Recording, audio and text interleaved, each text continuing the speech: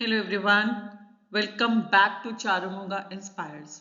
आज का ये वीडियो आप सबके लिए है बिकॉज आप लोग अब बोर्ड एग्जाम्स की तैयारी कर रहे हैं पूरे जोरों शोरों के साथ। और ये वीडियो उस चैप्टर के रिलेटेड है जो आपको सबसे डिफिकल्ट लगता है। जी हाँ, पोइट्स एंड पैनकेक्स। बहुत सारे बच्चे हैं जो सोचते हैं इस चैप्टर को ना करके जाएं, छोड़ दें इस चैप्टर को। बट बच्चे, I just want to tell you कि आपको एग्जाम्स में चॉइसेस बहुत कम है। बहुत सारे कॉम्प्लिकेशंस आती है क्वेश्चंस को अंडरस्टैंड करने में। तो ये चैप्टर छोड़ के ना जाए। ये एमसीक्यू फॉर्म में आ सकता है, कॉम्पिटेंसी बेस्ड क्वेश्चन आ सकते हैं, एप्लीकेशन बेस्ड क्वेश्चन आ सकते हैं। So this is one of the important chapter. आज चारुमुगा इंस्पायर्स के साथ हम इस चैप्टर को बहुत ही आसान तरीके से करेंगे। और जो मैं इस वीडियो में आपको सिखाऊंगी उसके नोट्स बना लें, उस चैप्टर को अच्छे से रिवाइज कर लें। और जितने नोट्स आप बनाएंगे जो इस वीडियो में आपको नजर आएगा उतना भी आप कर जाएं तो it is more than sufficient. You don't have to worry about it. I will make this class very interesting and very easy for you because this class is not only about literature chapter poets and pancakes, it's also about your importance of certain things which you are not familiar with. So let's start with the chapter poets and pancakes. सबसे पहले हर एक chapter literature की आपको दो चीजें tips पे होनी चाहिए। What are those two things? They are called as the central theme and the message of the chapter. हर एक चैप्टर, हर एक पोएम लिटरेचर की इन दोनों को आप अपने माइंड में कॉपी पेस्ट कर लें बिकॉज वहां से ही टेक्निकल लैंग्वेज आपको समझ आएगी और वो लैंग्वेज आपको हेल्प करेगी आपको एप्लीकेशन बेस्ड 6 मार्क्स के लॉन्ग क्वेश्चंस को डेवलप करने के लिए। यहाँ I just want to suggest you all, जो आपके लॉन्ग क्वेश्चंस आ रहे हैं उसमें आपकी जो क्वेश्चन होता है, जो बिगनिंग होती है, अगर ओपनिंग स्ट्रांग होगी तो आपका आगे वाला कंटेंट खुद ही अच्छा हो जाएगा। क्योंकि ओपनिंग में आपको एक ऐसी वोकैबुलरी यूज करनी है जो कि आपके क्वेश्चन के साथ जस्टिफाई कर रही है। और एप्लीकेशन बेस्ड क्वेश्चन आजकल ऐसे ही आ रहे हैं। जैसे कि हम देखते हैं थीम क्या है इस चैप्टर का।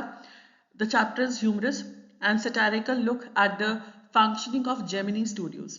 इस चैप्टर में हमें जेमिनी स्टूडियोज के बारे में बताया गया है, वो मैं आपको आगे जाके बताऊंगी। इसकी हाईलाइट्स क्या है? Peculiarities of the makeup department, minuteness दिखाई गई। पेक्युलरिटीज अगर नहीं लर्न होता तो you can take use the word minute visibilities or minute description of the makeup departments have been discussed over here. Then we get to know interaction with poets, writers and political figures है इस chapter का second point. Third है visit of an English poet and its impact on the studio. And fourth है the author's reflection on these experiences. ये chapter difficult इसीलिए लगता है आप लोगों को क्योंकि इसमें कोई स्टोरी नहीं है। ये चैप्टर 2 पार्ट्स में डिवाइडेड है और यहाँ पे स्टोरी की बजाय एक रिफ्लेक्शन दिया गया है बिकॉज ये जो ऑथर है उसके अशोक मित्रन, उनके नॉवेल में से ये एक एक्सट्रैक्ट उठाया गया है, इसलिए ये आपको समझने में मुश्किल आती है इस चैप्टर को। ठीक है, इसमें सबसे पहले हमें दिखाते हैं मेकअप डिपार्टमेंट दिखाया जाता है जेमिनी स्टूडियो का। वहाँ कौन कौन से कैरेक्टर्स हैं, वो क्या कर रहे हैं, ये बताया जाता है। उस जेमिनी स्टूडियो में कौन कौन से पोइट्स हैं, राइटर्स हैं और पॉलिटिकल फिगर्स काम करते हैं, उनके बारे में बताया गया है। थर्ड, इसमें जो सेकंड पार्ट है बताया गया है कि एक इंग्लिश पोइट है स्टीफन स्पेंडर, वो जेमिनी स्टूडियो में आते हैं और उनका एक प्ले वहां पे हो रहा है। उनकी स्पीच के बारे में बताया गया है कि जो प्रोटैगनिस्ट है स्टोरी का, वो कैसे उनसे बहुत ज़्यादा प्रभावित होता है, इन्फ्लुएंस होता है स्टीफन स्पेंडर से। उसने उनको कहीं देखा होता है, उसको याद नहीं आता है, लेकिन बाद में जब उसको नाम पता लगता है he can relate it very well. और इसमें ऑथर की खुद की रिफ्लेक्शन एक्सपीरियंसेस बताए गए हैं कि वो जेमिनी स्टूडियो में काम करने वाले लोगों के बारे में क्या बताता है। कैरेक्टर्स अलग अलग नहीं है, कैरेक्टर एक दो ही नजर आएंगे आपको। मेन जो है ऑथर के पॉइंट ऑफ व्यू से अलग अलग लोग क्या कर रहे हैं ये इस चैप्टर में है। सो यहाँ पे जो मेन नोट करने वाली चीज है, humorous and satirical look of Gemini studio, peculiarities of the makeup department, interaction with poets, writers and political figures, visit of an English poet, and its impact on the studio and author's reflection on these experiences. कुछ चीजें होंगी इस video में आएंगी जो आपको note नहीं करनी है, सिर्फ उसके हाईलाइट्स नोट कर लें। वो मैंने इसलिए रखी है ताकि आपको उसका रेलेवेंस नजर आए, क्योंकि ये चैप्टर थोड़ा मोनोटोनस हो जाता है, बच्चों को नहीं टेस्ट लगता है। तो like I have kept those things to make you understand in a better way. अब हम आते हैं माई ईयर्स विद बॉस। ये नाम आप नोट कर लें, it is important. My years with boss क्या है?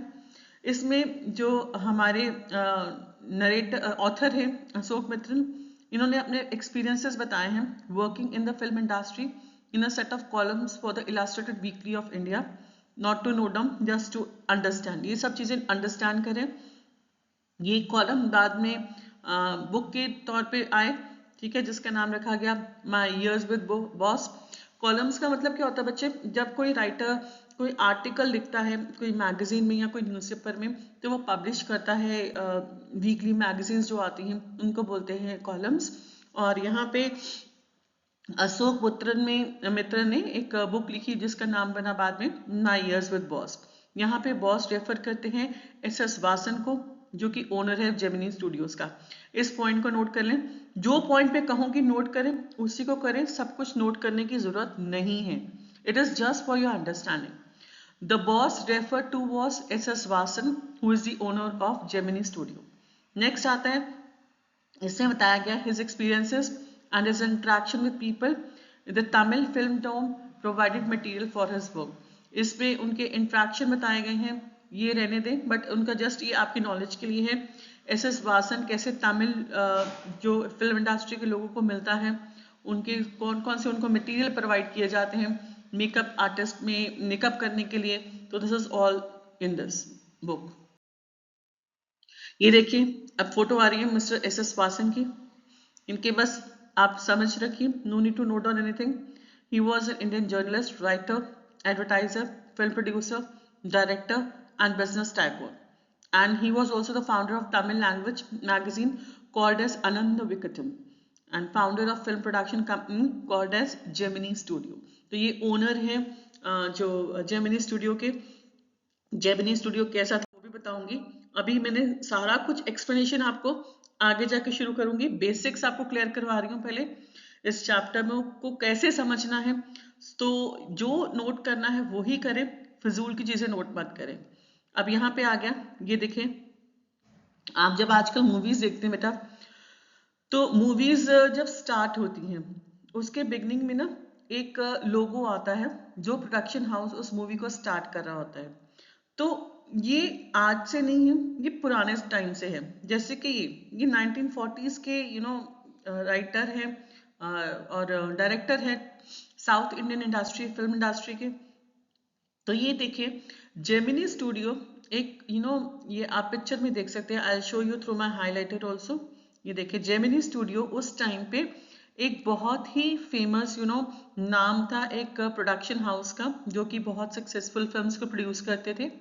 और मिस्टर एस वासन जो थे वो भी इन्वॉल्व थे। और उस टाइम पे हॉर्स रेसिंग का बड़ा एक एरा था। तो वो एक बहुत सी सक्सेसफुल हॉर्स जिसका नाम था जेमिनी, उसके लिए वो बेट भी करते थे। अब चलते हैं हम नेक्स्ट की तरफ। अब ये देखें, आपके जो चैप्टर है उसके फर्स्ट पेज पे 3-4 नेम्स आते हैं कुछ हीरोइंस के। उनके नेम्स लर्न कर लें, जस्ट ये आपको नॉलेज के लिए उनका वो क्या थी।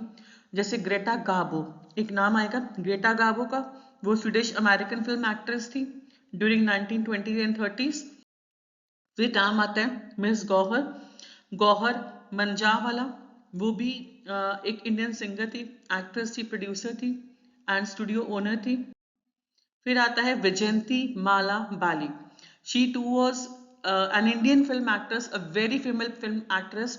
एंड इन्होंने अपनी जर्नी सबसे पहले बॉलीवुड नहीं, इन्होंने टॉलीवुड मतलब कि साउथ इंडियन इंडस्ट्री से शुरू की थी।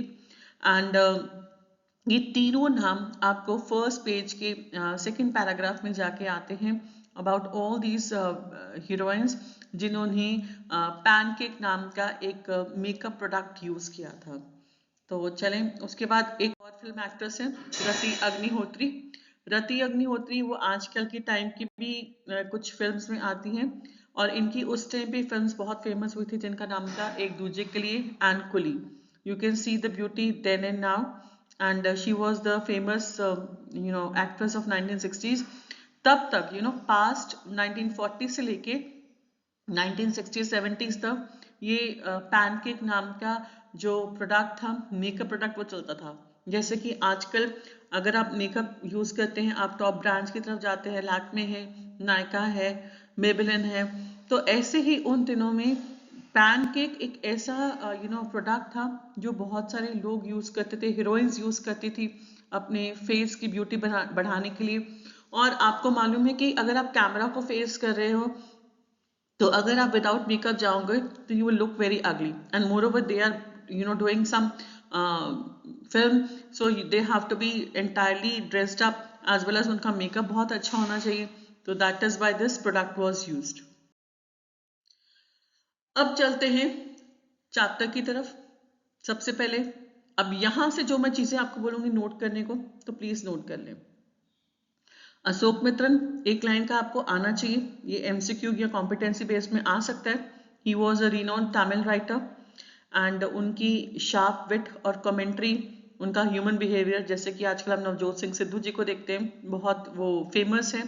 तो वो भी अशोक मित्रन जी भी बहुत फेमस है अपनी कमेंट्री के लिए ऑन ह्यूमन बिहेवियर. अब इनका कॉन्टेक्स्ट क्या स्टोरी में, इन्होंने जेमिनी स्टूडियो बनाया था, एक prestigious film studio in Chennai, just called as a very prestigious का मतलब होता है a very famous film studio in Chennai. And उनका काम क्या रिफ्लेक्ट करता है, on the working of film industry and societal dynamics in post independence India. इनका काम रिफ्लेक्ट करता है फिल्म इंडस्ट्री का सोसाइटल डायनेमिक्स कैसे हैं, सोसाइटी में क्या क्या नॉर्म्स चल रही हैं. पोस्ट इंडिपेंडेंस मीन्स इंडिपेंडेंस के बाद में जो टाइम आया था, तो तब film industry, Indian film industries क्या कर रही थी, सोसाइटी कैसी थी, क्या क्या काम करती थी, उसके ऊपर इनकी बेसिकली फिल्म्स होती थी. क्योंकि कुछ उस टाइम में ना राइटर्स होते थे, और वो राइटर्स स्पेशली हर तरह के जॉनर को अपनी फिल्म में दिखाते थे. जैसे कि कुछ राइटर्स थे वो दिखाते होते थे पावर्टी को, कुछ कास्टिज्म को दिखाते थे, कुछ दिखाते थे विलेज लाइफ को, कुछ सिटी लाइफ को डिपिक्ट करते थे. तो इस तरह से हर एक जो राइटर होता था उस टाइम पे, वो अपना उनका एक जॉनर होता था जिसमें वो अपनी फिल्म्स को प्रेजेंट करते थे. तो इस स्लाइड में जो आपको नोट करना है, that is only Ashok Mitran, a renowned Tamil writer known for his sharp wit and commentary on human behavior. That's it. और ये ओनर आपको पता होना चाहिए. उन्होंने इनका जो कॉन्टेक्स्ट है उन्होंने बनाया है through that is on Gemini studio, जो कि एक बहुत ही फेमस फिल्म स्टूडियो था इन चेन्नई. ये आ सकता है क्वेश्चन आपको कॉम्पिटेंसी बेस्ड का. What was Gemini Studio famous for? It was a prestigious film studio in Chennai. ये इसका आंसर होना चाहिए. इसको नोट डाउन कर लें. साथ साथ में कुछ क्वेश्चंस भी करवाऊंगी, उसको नोट करते जाएं. आगे सो रॉबर्ट क्लाइव का ये कैसल है जहां पे जेमिनी स्टूडियो है. इतनी ही नॉलेज आपके लिए होना जरूरी है. That's it. उसके बाद में आता है फोर्ट सेंट जॉर्ज, और ये करंटली तमिलनाडु जो है और जो चेन्नई है वहां पे, this is around Fort Saint George. This is what you need to know, nothing else. एक हाँ रेफरेंस आती है अबाउट फ्रेंच विंडो, जो कि हमें पता लगता है सुबू नाम का एक करेक्टर है, वो फ्रेंच विंडो के पास बैठता था. वो फ्रेंच विंडो बच्चों को समझ नहीं आता कि वो क्या है, इसलिए उसकी एक फोटो यहाँ पे लगी है, उसको आप देख लें. ये एक वॉल है, एक तरह की उसके पास में एक विंडो लगी है, और टिपिकली ये गार्डन की तरफ ओपन होती है, बालकनी की गार्डन की तरफ. That is called as a French window. That's it. और इसका मीनिंग नहीं पूछा जाएगा, ये आपकी सिर्फ नॉलेज के लिए, क्योंकि जब बच्चे लेसन रीड करते हैं तो वो ये समझते नहीं कि फ्रेंच विंडो का मतलब क्या है. दैट इज वाई इसको विंडो को यहाँ दिखा दिया गया आपको. आप समझ ले ये होती है जो गार्डन के पास, बालकनी के पास एक विंडो लगी होती है.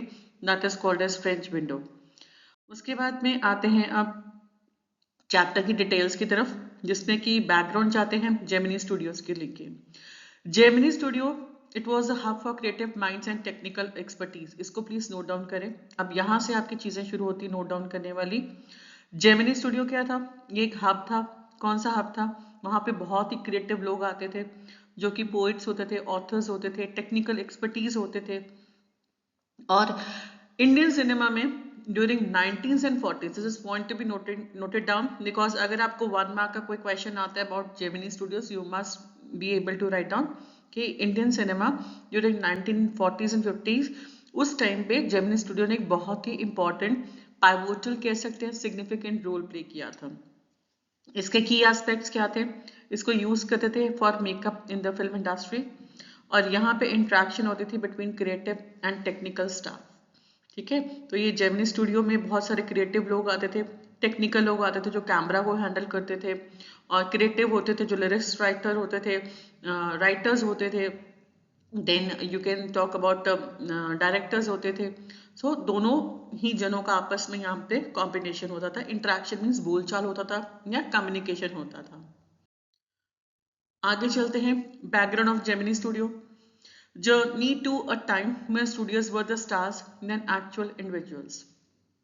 ये एक ऐसा स्टूडियो था जब स्टार्स और एक्चुअल इंडिविजुअल्स आपस से मिलते थे। स्टार्स का मतलब ऊपर वाले स्टार्स नहीं जो आसमान में चमकते हैं, फिल्म स्टार्स।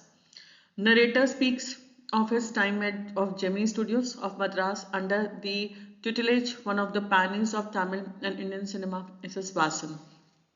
इस चैप्टर में हमें बताया गया है जेमिनी स्टूडियोज का के बारे में, जो कि मद्रास में है, और ये अंडर दी लीडरशिप कह सकते हैं, अंडर दी मेंटोरशिप चलती थी, जो पायनियर थे of Tamil industry, Tamil film industry के। पायनियर्स का मतलब होता है दिग्गज लोग, बहुत ही महान लोग, जो कि बहुत क्रिएटिव लोग थे तमिल फिल्म इंडस्ट्री के और इंडियन सिनेमा के, और उनमें से एक थे एस.एस. वासन।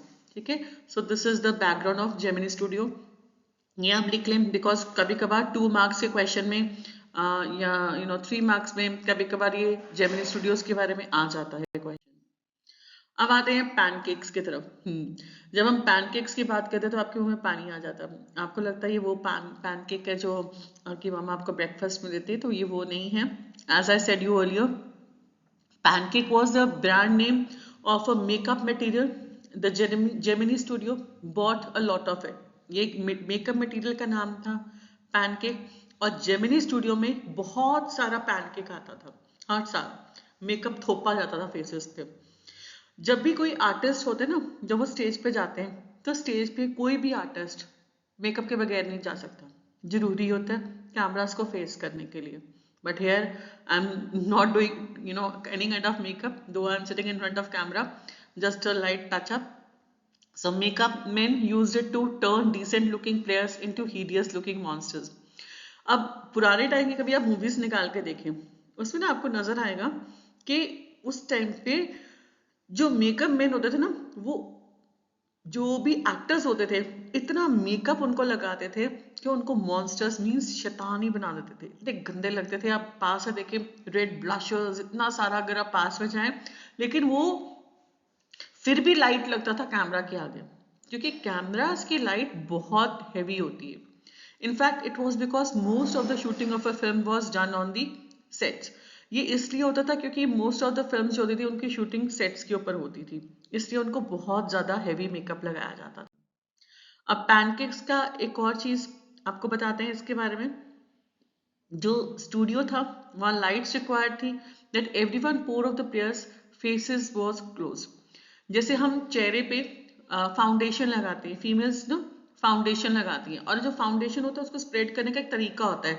आप क्रीम की तरह उसको लोशन की तरह ऐसे ऐसे नहीं लगा सकते, उसको लगाने के लिए आपको उसकी हर एक पोर को फेस की क्लियर करना पड़ता है, क्योंकि उसके अगर पैचेस रह जाएंगे तो आपका फेस बहुत ही अजीबोगरीब लगता था।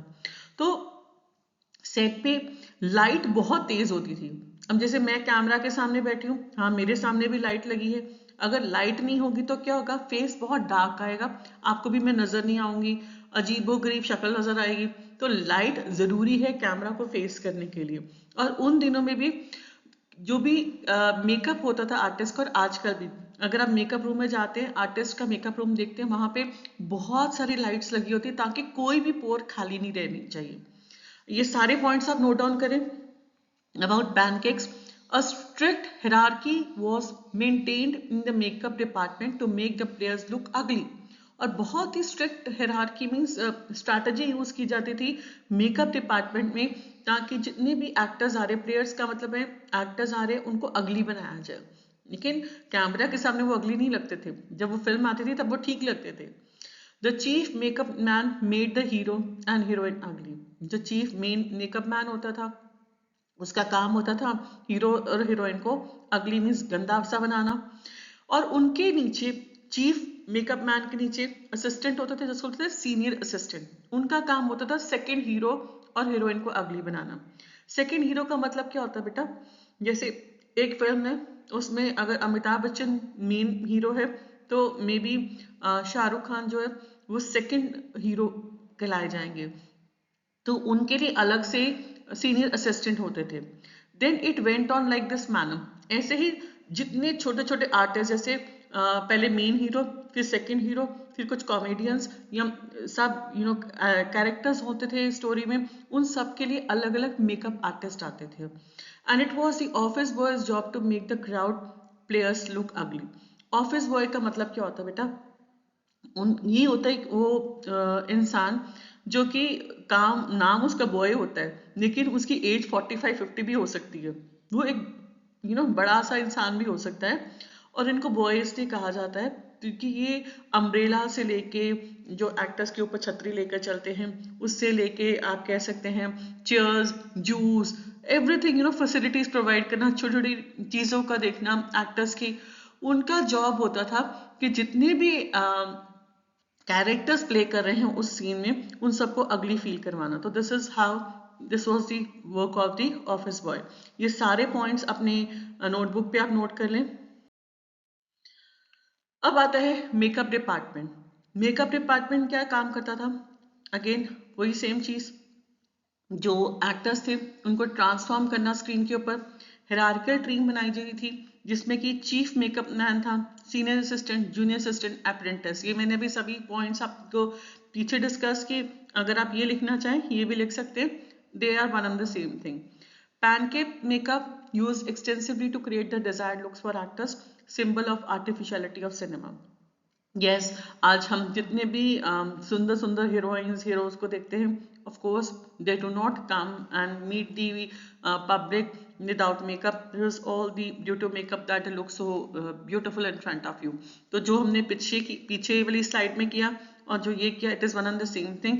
आप चाहे ये लैंग्वेज लर्न कर लें या पिछली वाली कर लें, जो आपको ईजी लगती है, यू कैन डू एनीथिंग। अब आपको ये क्वेश्चन यहाँ आता है, What was the role of the makeup department in Gemini Studio? तो ये आपका आंसर बनता है, ठीक है। What was the role of the makeup department in Gemini Studio? ये सारे पॉइंट्स आपके उसमें कवर होते हैं।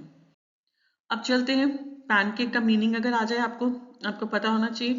Pancake makeup is the name for a cosmetic face powder that has been compressed into a cake and is applied as a makeup base with a damp sponge। ये देख सकते हैं इस पिक्चर में।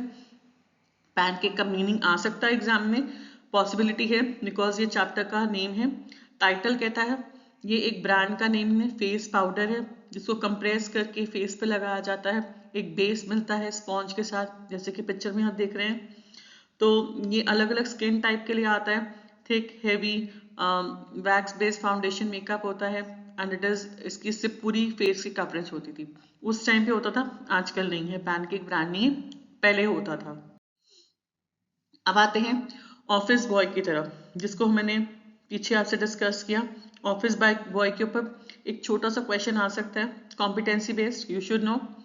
The makeup department had an office boy, he was not a boy but a 40-year-old man. जैसे मैंने आपसे पहले कहा, बॉय से मतलब ये मत समझ आना कि छोटा सा लड़का। जितने भी शूटिंग्स चलती हैं फिल्म्स की, वहाँ पे बहुत सारे लोग होते हैं। शूटिंग जब चल रही होती है तो स्पेशली एक ऑफिस बॉय होता है जिसको काम दिया जाता है हीरो हीरोइन जितने भी आर्टिस्ट हैं उनकी टेक केयर करने का, that is called as an office boy. और इसकी एज थी यहाँ पे इस चैप्टर में 40 years। Please note down the age. And इसने स्टूडियो बहुत साल पहले ज्वाइन कर लिया था। He believed that he had great talent and hoped to become a star actor, director, screenwriter and a lyric writer। और वो विश्वास रखता था कि वो इतना टैलेंटेड बंदा है, क्योंकि हमने शुरू में क्या पॉइंट किया कि जेमिनी स्टूडियो में जितने आर्टिस्ट होते थे वो बहुत टैलेंटेड होते थे, क्रिएटिव होते थे। तो ऑफिस बॉय को भी यही लगता था कि मैं बहुत टैलेंटेड हूँ, किसी दिन मेरे को शायद यहाँ पे एक स्टार एक्टर का रोल मिल जाए, हो सकता है मैं डायरेक्टर बन जाऊं, हो सकता है मैं स्क्रीन राइटर बन जाऊं, हो सकता है मैं लिरिक राइटर बन जाऊं। But he was frustrated and he blamed his disgrace on कोथमन। और वो बहुत ज्यादा फ्रस्ट्रेट रहता था। और एक कोथमन करके कैरेक्टर है इसमें, उसका कोई ज्यादा इंपॉर्टेंट रोल नहीं है, यू जस्ट शुड नो। वो ब्लेम करता था कि मेरी तो हमेशा बेइज्जती होती रहती है, कोथमन ये करता है। फिर गुलाम Subbu who was considered number 2 of Gemini studio, ये नोट कर लें। सुबू का मेन कैरेक्टर आएगा इस चैप्टर में। सुबू कौन था? He was considered number 2 at the Gemini. अब आते हैं मेकअप रूम कैसा था। मेकअप रूम जो था, ये लोकेशन आ गई जो हमने पहले स्लाइड में किया था, रॉबर्ट क्लाइव आ गया यहाँ पे, रॉबर्ट क्लाइव, ठीक है। Makeup department was in the upstairs of a building that was said to have been Robert Clive's stables। ये मेकअप डिपार्टमेंट जैसे हम बिल्डिंग चढ़ते हैं, फर्स्ट फ्लोर आता है, तो ऐसे ही फर्स्ट फ्लोर पे रॉबर्ट क्लाइव का ये स्टेबल था जहाँ हॉर्सेस को रखा जाता था। जैसे मैंने आपको बिगनिंग में बताया, ये जेमिनी स्टूडियो वो जगह थी जहाँ पे हॉर्सेस की रेसेस भी होती थी। जेमिनी एक हॉर्स था जिसको कि हमारे राइटर अशोक मित्रन बेट करते थे। ये सिर्फ आपकी नॉलेज के लिए, क्योंकि आपने पूरा नॉवल नहीं पढ़ा ना, आपको समझ आना चाहिए। यही बच्चे कंफ्यूज होते कि मैम ये क्या है, ये कौन आ गया, रॉबर्ट क्लाइव कहाँ से आ गया। जेमिनी स्टूडियो पहले एक स्टेबल था जहां हॉर्सेस की रेसेस चलती थी, और रॉबर्ट क्लाइव का ये स्टेबल था। अब यहाँ अपने रॉबर्ट क्लाइव तो इंडिया छोड़कर चला गया, ठीक है, 1947 के बाद ब्रिटिशर्स चले गए। अब वो बिल्डिंग हो गई खाली, वहां पे बना जेमिनी स्टूडियो, ठीक है। अब जो मेकअप रूम था वो कैसा लगता था? It look like a hair cutting salon because it had large mirrors and lights. जैसे मैंने आपको बोला, कभी भी आप किसी फिल्म इंडस्ट्री में चले जाएं, कोई भी स्टूडियो चले जाएं, वहां पे सैलून होता है, हेयर कटिंग होता है, लार्ज मिरर्स होते हैं, लाइट्स होती हैं, क्योंकि shooting can not be done without it. Next, the lights gave out intense heat. The person who underwent makeup had a miserable experience of being scorched as if in the hell। ये line को note कर लें, this is very important. जितनी भी lights लगी होती थी ना वहां पे स्टूडियो में, उसमें से इंटेंस हीट निकल के आती थी। चेन्नई एक ऐसा एरिया है जहां पे कोस्टल एरिया है, जहां पे most of the time humidity रहती है, सारा साल ह्यूमिडिटी रहती है। दीज विंटर डेज वहां पे रेनफॉल होती है बिकॉज जो मॉनसून है वहां से रिट्रीट होता है। ऐसे ही आपको पता होना चाहिए, चेन्नई में बहुत गर्मी होने की वजह से लाइट्स जब जलती तो और गर्मी हीट पैदा करती हैं। तो जितने आर्टिस्ट बैठ के वहां पे अपना मेकअप कराते थे, उनको लगता था उनकी जिंदगी हेल बन गई है, क्योंकि वहां पे इतनी ज्यादा गर्मी होती थी, इतना पसीना आता था आर्टिस्ट को। अब आते हैं कोटमंगलम सुब्बू की तरफ। कोटमंगलम सुब्बू जो है, ये कौन है? ये ऑफिस बॉय है, हमेशा फ्रस्ट्रेटेड रहता था। ये बड़ा इंपॉर्टेंट कैरेक्टर है इस स्टोरी में। जैसे कि हमने पीछे कहा, ऑफिस बॉय कहता है कि मैं क्यों नहीं आगे जिंदगी में बढ़ पड़ा, क्योंकि मुझे डिसग्रेसफुल किया किसने? कोटमंगलम सुब्बू ने। और probably he was jealous of Subbu's nature. Office boy जो है वो सुब्बू की नेचर से बहुत जेलस फील करता था, क्योंकि वो बहुत बॉस के क्लोज था। ये पॉइंट आपको सबको लिख लो। Subbu was very close to the boss. He had no better qualification than the boy, but he had worked hard to reach this position। Subbu जो था ऑफिस बॉयज से ज्यादा पढ़ा लिखा नहीं था, लेकिन वो आज जिस पोजीशन पे था, ऑफिस बॉय उस पोजीशन पे नहीं था। क्यों? क्योंकि वो बॉस के बहुत क्लोज था और उसने बहुत मेहनत की यहां तक पहुंचने के लिए। Subbu had more affluent exposure because he was a Brahmin. Subbu क्यों यहाँ पे वॉज करें, ES लिखकर WAS होना चाहिए। सुब्बू जो था उसको ये एक्सपोजर कैसे मिला? उसको एक्सपोजर इसलिए मिला जेमिनी स्टूडियो में। क्यों वो बॉस के इतने क्लोज आया? क्योंकि वो एक ब्राह्मण था।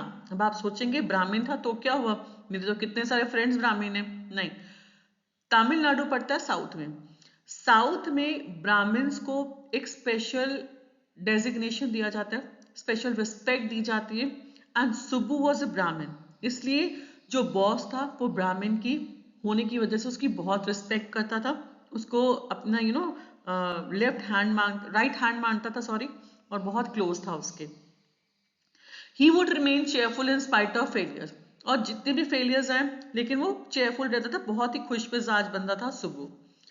इतना पता लग गया। तो ये सुबु का कैरेक्टर एक बहुत इंपॉर्टेंट क्वेश्चन है, आपको ये भी पता होना चाहिए। Why was the office boy jealous of Subbu? Okay, तो रीजन है because he was very close to the boss and he had no better qualification than the office boy. एंड ये भी आ सकता है, how did why did the boss make Subbu so close to him? Because he was a Brahmin and he was always cheerful whether in failures or whatever came by. आगे चलते हैं सुब्बू के और क्वालिटीज की तरफ। He had talents which he used for advantage of his boss. उसके पास ऐसे talents थे जो अपने बॉस की एडवांटेज लेता था उन टैलेंट्स को लेके। जब भी कोई बॉस उसका बॉस डिफिकल्टी में होता था presenting a seen in film, Subbu would suggest a number of practical ideas. Directors producers की लाइफ इजी नहीं होती, बहुत डिफिकल्ट होती है। फिल्म 3 घंटे की हम देख के बहुत खुश हो जाते हैं, यहाँ हम बोलते हैं अच्छी है कि बोरिंग है, लेकिन उसके पीछे मेहनत बहुत लगती है। तो ऐसे ही जब भी सुब्बू का बॉस किसी मुश्किल में पड़ जाता था कोई सीन को देखते हुए, तो उस टाइम पे वो उसको कुछ प्रैक्टिकल आइडियाज देता था। सुब्बू, ये नोट करें जरूर, Subbu was a good poet, he could write poems of a higher order. ये वेरी वेरी इंपॉर्टेंट पॉइंट है। ये सारे पॉइंट्स यहाँ पे लिखे, काफी इंपॉर्टेंट है। सबसे पहले कि Subbu suggested I practical ideas to his boss, and second Subbu की क्वालिटीज क्या थी, that he was a good poet and वो बहुत ही could write poems of a higher order, जो कि बहुत हाई लेवल की पोएम्स होती हैं जिसमें बहुत आपको सोचना पड़ता है, तो वो उस तरह की पोएम्स लिखता था। आगे चलते हैं, सुब्बू की और तारीफ करते। He deliberately suppressed his talent to write for the masses. He was a novelist too. और लेकिन उसने अपना जो टैलेंट था उसको सप्रेस कर दिया था। मासेस मतलब होते हैं बहुत सारे लोग। दो वर्ड होते हैं इंग्लिश में, याद रखें, क्लासेस और मासेस। क्लासेस का मतलब क्या होते हैं, जो रिच लोग होते हैं उनको बोलते हैं क्लासेस, और जो रिच लोगों से मिडिल क्लास के लोग होते हैं, पुअर लोग होते हैं, तो उसको बोलते हैं मासेस, राइट। और वो सुब्बू जो था उसने अपना एक टैलेंट दबा के रखा था क्योंकि वो एक नॉवलिस्ट भी था। He had written a novel in which he recreated the moods and manner of the Devdasis of early 20th century. ये देवदासी वर्ड यहाँ पे आएगा। देवदासी पुराने टाइम के कुछ फीमेल्स होती थी जो कि विडो होती थी and they were discarded from the society. उसने एक नॉवल लिखा था जिसने उसने मूड बताया था देवदासी जो अर्ली 20th सेंचुरी की थी, तो उनको कौन कौन सी प्रॉब्लम्स का फेस करना पड़ता था। He had created lifelike characters too. Subbu was an excellent actor, but he never aspired for lead roles. But whatever minor roles he played, he acted better than the main players. Subbu जो था वो लाइफलाइक characters बनाता था अपनी stories में। वो एक excellent actor भी था, बहुत अच्छी एक्टिंग भी करता था, लेकिन कभी भी उसने ये नहीं कहा कि मुझे लीड रोल दो। जब किसी एक्टर से कोई रोल नहीं हो पाता था तो वो कर लेता था उसको देख के कि ऐसे करना चाहिए, एक्टिंग ऐसे होती है। और जब भी but whatever minor roles he played, जब भी उसने माइनर रोल प्ले किए वो हमेशा बेटर प्ले करता था than the main players. Loved all, several friends and relatives stayed with him for long periods. बहुत सारे फ्रेंड्स रिलेटिव्स थे जो उसके साथ रहते थे। He never gave a thought out to the money to support, but the office boy hated him. Perhaps Subbu appeared to be a psycho fan. अब ये लास्ट लाइन को समझने की कोशिश करें। वो सबको प्यार करता था, लव्ड ऑल मतलब सबको प्यार करता था, चाहे उसके फ्रेंड्स हो, रिलेटिव्स हो, और उनके साथ बहुत देर तक रहता था। कभी कभार ऐसा होता ना, आपके घर में कोई गेस्ट आ जाता है लेकिन आप कहते हैं कि भाई ये जल्दी जाए, बहुत हो गया, हमारी अपनी प्रिवेसी खराब हो रही है। लेकिन सुब्बू के साथ उसके फ्रेंड्स क्या, रिलेटिव्स क्या, सब टाइम स्पेंड करना पसंद करते थे, क्योंकि चाहे उसके पास पैसे नहीं थे, he never give a thought to the money, क्योंकि घर पे आए कोई तो आपको होता कि मैं इतना पैसे कैसे खर्च करूं, उसको कोई चिंता नहीं रहती थी। बट वो आराम से उनके साथ टाइम स्पेंड करता था, प्यार के साथ रहता था, हंसी मजाक करता था। लेकिन एक पॉइंट फिर हमें इस चैप्टर में आता है, ऑफिस बॉय उसको हेट करता था। परहैप्स उसके सामने Subbu appear to be a sycophant, means पागल था। साइकोफेंट होता है पागल, ठीक है, उसको लगता था, ये भी आप लाइन लिख सकते हैं जब ये क्वेश्चन आया कि why did the office boy hate him, because he thought that for him Subbu appear to be a sycophant, right. लेकिन अबव ऑल इस स्लाइड में हमने अभी क्या देखा कि सुब्बू जो था एक ऐसा कैरेक्टर था जो कि हर किसी से प्यार से रहता था, उसे कोई पैसे की प्रॉब्लम नहीं होती थी, वो अपनी जिंदगी को एंजॉय करता था अपने फ्रेंड्स और रिलेटिव्स के साथ। सो this is all about the character of Subbu. And yes, Subbu का ये character sketch, character analysis exam में आ सकता है, तो जो मैंने आपसे डिस्कस किया character analysis of Subbu please कर लें, दिस इज वेरी इंपॉर्टेंट। इसमें एक और क्वेश्चन भी बनता है, वो आपका कैन से शॉर्ट आंसर बन सकता है, very short. The novel written by him, तो उसने जो नॉवल लिखा था it was about devadasis of the earlier 20th century. Next हम आते हैं स्टोरी डिपार्टमेंट की तरफ। यस, सुब्बू का हमने करेक्टर कर दिया, आपका half of the work is done. अब आते हैं कि जेमिनी स्टूडियो का स्टोरी डिपार्टमेंट कैसा था। ऑफ कोर्स जितनी मूवीज बनती हैं वो किसके लिए हिट होती है, किस स्टोरी अच्छी थी, ठीक है। दो Subbu was always seen with the boss, he was a member of the story department. Subbu को बॉस के साथ देखा जाता था, और लेकिन ये देखा जाता था कि वो स्टोरी डिपार्टमेंट का भी एक मेंबर था। Besides writers and poets, he in the story department there was a lawyer too, उसमें एक लॉयर भी होता था। Officially, he was known as a legal advisor, but people called him by an opposite name. Once a legal advisor, but people called him by an opposite name. Right?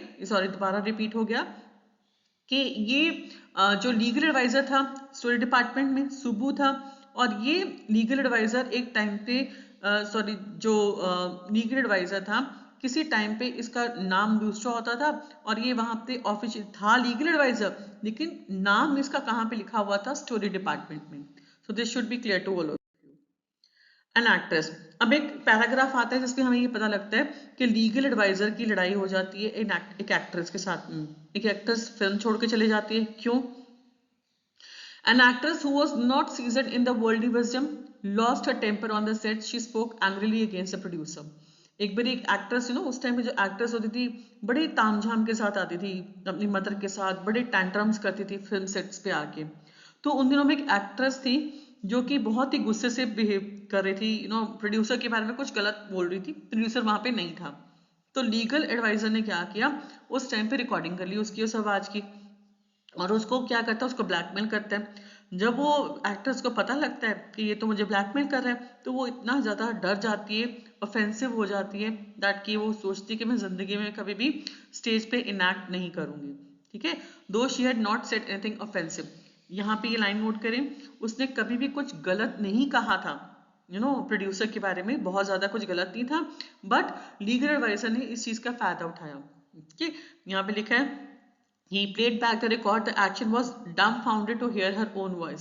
Actor जो actress को पता लगता है कि उसने उसकी आवाज को रिकॉर्ड कर लिया है, तो बेचारी बहुत परेशान हो जाती है। डम्बफाउंडेड का मतलब होता है स्ट्रेंज, शॉक्ड हो जाना, इतनी शॉक्ड हो जाती है कि ओ माय गॉड, इसने तो मेरी वॉइस रिकॉर्ड कर ली, मेरा तो करियर खराब हो जाएगा। तो उसको ये ऑफेंसिव लगता है, एंड शी थॉट कि मैं कभी भी स्टेज को शेयर नहीं करूंगी। आगे देखते हैं अराइवल ऑफ एमआरए। एमआरए का मतलब क्या है, मॉरल रीआर्ममेंट आर्मी। ये अब सेकंड पार्ट आ रहा है, फर्स्ट पार्ट यहीं तक है। The feeling against communism were widespread in South India. The Moral Rearmament Army was a set of anti-communism movement. Chennai में उस टाइम पे कम्युनिस्ट मूवमेंट चलता है। एमआरए की फुल फॉर्म आनी चाहिए मॉरल रीआर्ममेंट आर्मी, बच्चों को यहीं से प्रॉब्लम आती है। In Gemini Studio 1952, there were about 200 people belonging to at least 20 nationalities. They presented two plays, Jotham Valley and Forgotten Factor, in the most professional manner. अब ये मार्क कर लें, इसको सिर्फ ये MCQ में आएंगे, ज्यादा डिटेल नहीं आएंगी। जेमिनी स्टूडियो में 1952 में दो प्लेज हुए थे जिनका नाम था जोथम वैली, प्ले के नेम्स नोट कर लें, एंड फॉरगेटन फैक्टर। और उस टाइम पे 600 सिटीजन्स थे। द जेमिनी फैमिली में 600 फैमिली मेंबर्स थे, and the citizens of Madras they were greatly impressed by the place. पहले जमाने में ना बहुत सारे पीवीआर थिएटर्स नहीं होते थे, उस टाइम पे फॉरेन कंट्रीज से कुछ आर्टिस्ट परफॉर्म करने आते थे इंडिया में, तो इंडियंस ऑफ कोर्स बहुत खुश होते थे कि हमारे यहाँ बहुत अच्छे टैलेंटेड आर्टिस्ट आए, और उनका जो सेट होता था वो बहुत ही यूनिक होता था, बड़ा ही कलरफुल सेट होता था. India was all new to such things. Their message was simple, but the sets and the costumes were extreme. For many years, the Tamil drama imitated the sunrise and sunset scene presented by the MRA. ये point note करें बेटा कि उस time पे ना एक MRA ने एक सेट लगाया था जिसमें सनसेट का बहुत ही प्यारा सीन दिखाया था कि सनराइज कैसे हो रहा है, सनसेट कैसे हो रहा है, इतनी प्यारे पीछे बैकग्राउंड दिखाते थे कि इंडियंस इतना अमेज हो जाते थे उसको देख के. And they came to watch these kind of places. The scenes are presented on a base stage with white background and a tune played on the flute, but the MRA did not influence the outlook of the Gemini Studio bosses. The staff had enjoyed hosting the MRA. और scenes इतने presently beautifully होते थे कि सब लोग उसको देखते आते थे, वो फ्लूट के साथ बैकग्राउंड म्यूजिक लगता था, सबको एंजॉय करता था MRA को सुनना. Visit to an Englishman. अब यहाँ से थोड़ा सा ट्विस्ट आता है. ये था कम्युनिज्म के बारे में, कुछ प्लेज हुए. अब हम आते हैं कुछ दिनों के बाद Gemini studio receive another guest. एक और गेस्ट आते हैं, वो कौन थे? He was an Englishman. Nobody knew who he was. Some sold he was a poet, some said that he was a poet, और कुछ को लगता था कि वो एडिटर हैं. Top man of Hindi, they were looking for initiative. एक Englishman आता है, किसी को नहीं पता वो कौन इंसान है. तो वो एडिटर होते हैं, ना तो वो एडिटर होते हैं न्यूज़पेपर के, ना ही जेमिनी स्टूडियो ने उनके बारे में सुना होता है. तो उनको मिस्टर एम वासन जब वो आते हैं जेमिनी स्टूडियो में तो वेलकम करते हैं. वो जब आते हैं तो एक बहुत ही लंबी स्पीच देते हैं, और इसमें किसके बारे में बात करते हैं? See over here, he talks about freedom and democracy. ये नोट कर लें, इनका नाम था स्टीफन स्पेंडर. और ये जब जेमिनी स्टूडियो आते हैं तो वहाँ पे वो बात करते हैं फ्रीडम के बारे में, डेमोक्रेसी के बारे में. And then who could be expected to have any interest in English poetry. The visit of the Englishman remind a mystery. अब वहाँ पे वो इंग्लिश पोएट्री के बारे में बात करते हैं, तो बहुत सारे जो लोग वहाँ पे आए होते हैं उनको लगता है कि इंग्लिशमैन कौन था. उनकी जो पता ही नहीं लगता उनको कौन है. उनका आना एक मिस्ट्री बन के रह जाता है इन जेमिनी स्टूडियो. अब मिस्ट्री सॉल्व कैसे होती है? It contain 6 different essays by 6 different writers. इसमें क्या बताया था? Journey into communism and disillusion return. One of the writer was Stephen Spender. The whole mystery of Spender's visit was cleared, and Mr. Vasan was not interested in his poetry but in the view on communism. अब Mr. Vasan जो है वो उनको पता लगता है कि जो ये बंदे का वेलकम करे, the one who has come to Gemini Studio, उनको सिर्फ इंटरेस्ट था कम्युनिज्म के ऊपर. लेकिन बाद में जाके पता लगता है ये जो जेमिनी स्टूडियो आए थे उनका नाम था स्टीफन स्पेंडर. ठीक है, और उन्होंने कम्युनिज्म के ऊपर कुछ लिखा था, जो एसेज अपने लिखे थे. तो इसमें ज़्यादा आपको लर्न करने की ज़रूरत नहीं है. जो भी ये मिस्टर स्टीफन स्पेंडर आते हैं, आप ये बताएं कि no one knew about him, whether he was an editor of the magazine, of some newspaper. No one, it was just a mystery, and he had written about journeys into communism. और जब वो आते हैं तो उनकी mystery कौन clear करता है? मिस्टर वासन, जिनको पता होता है कि लाइक वो उनकी पोइट्री में इंटरेस्टेड नहीं थे, बिकॉज उन्होंने कुछ स्पीचेस डिलीवर की. जब वो स्टेज पर आते हैं उन्होंने कुछ पोइट्रीज बोली, वो सिर्फ इंटरेस्टेड थे on in the views of communism. This is what you need to know about the last point. Last paragraph ये जो बच्चों को हमेशा डिफिकल्ट लगते हैं रिटेन करने. तो कंक्लूजन में हम आते हैं. It offers timeless insights into human behavior, reflects on the intersection of art, politics and society, and Poets and Pancakes remains a humorous yet thought-provoking commentary on creativity and cultural dynamics. इस chapter में हमें Poets and Pancakes में क्या-क्या पता लगता है कि बहुत ही ह्यूमरस और फनी है, क्योंकि कुछ जैसे मेकअप उठा के कैसे चेहरे पे लगा दिया जाता था आर्टिस्ट के, that is all humorous. Then Subbu और ऑफिस बॉय की लड़ाई, तो इज ऑल ह्यूमरस. क्रिएटिव थे क्योंकि उसमें बहुत सारे पोइट्स काम करते थे, बहुत सारे ऑथर्स थे, बहुत सारे राइटर्स थे. एंड कल्चरल डायनामिक्स मीन्स अलग. हाँ, ये पॉइंट बहुत इंपॉर्टेंट है कि यहाँ पे जेमिनी स्टूडियो में इंडिया के हर स्टेट से आर्टिस्ट आते थे. कोई मेकअप आर्टिस्ट होता था तो इसको बोलते थे नेशनल इंटीग्रिटी थी इस जेमिनी स्टूडियो में. आगे कॉम्पिटेंसी बेस्ड क्वेश्चंस मैंने दिए हैं आपको, इनको आप जरूर देखें और सॉल्व करें, मेरे को दिखाएं. तो आप ये सारे इंपॉर्टेंट क्वेश्चन हैं जो एग्जाम में एक्सपेक्टेड हैं. So this is how I come to the end of this chapter. Poets and Pancakes. If you have any problem, you can text me or you can write in the comment section. And please do like, share and comment on Charumonga Inspires and subscribe to my channel. Please share this video with your maximum friends who are still scared of this chapter. Tell them how you all have done this chapter in such an easier way. आप जरूर maximum share करें अपने friends के साथ, अपने groups में, so that बच्चों को ये चैप्टर आसानी से क्लियर हो. Give your reviews also. Thank you.